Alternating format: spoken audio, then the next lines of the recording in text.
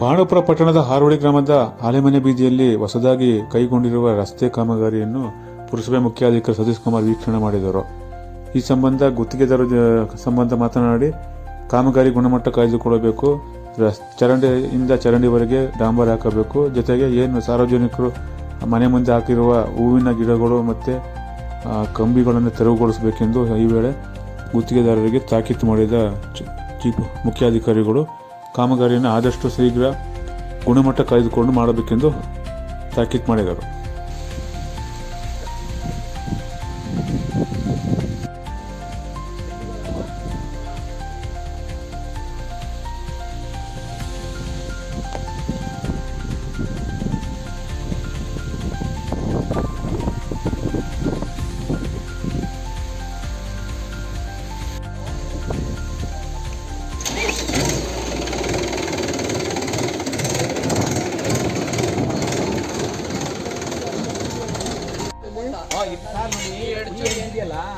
ಈ ಎಡ್ಜಿಗೂ ಮಳೆ ಮಾಡ್ತಾರೆ. ನಿಮ್ಮ ರೋಡಲ್ಲಿ ಇರ್ತಕ್ಕಂಥ ಗಿಡಗಳಿರ್ಬೋದು, ಚಪ್ಪಡಿಗಳಿರ್ಬೋದು, ತೆಗೆದು ಬಿಚ್ಚಿಡಿ. ಆಮೇಲೆ ಮತ್ತೆ ಫಿನಿಶಿಂಗ್ ಆದ್ಮೇಲೆ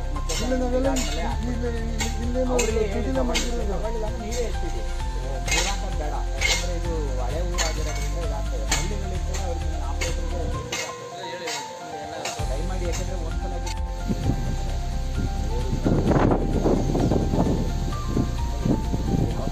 ಹೇಳೋ ನಿಮಿಷ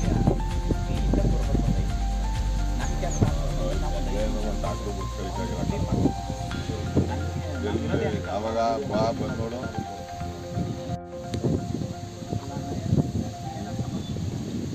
ಬರಲಾ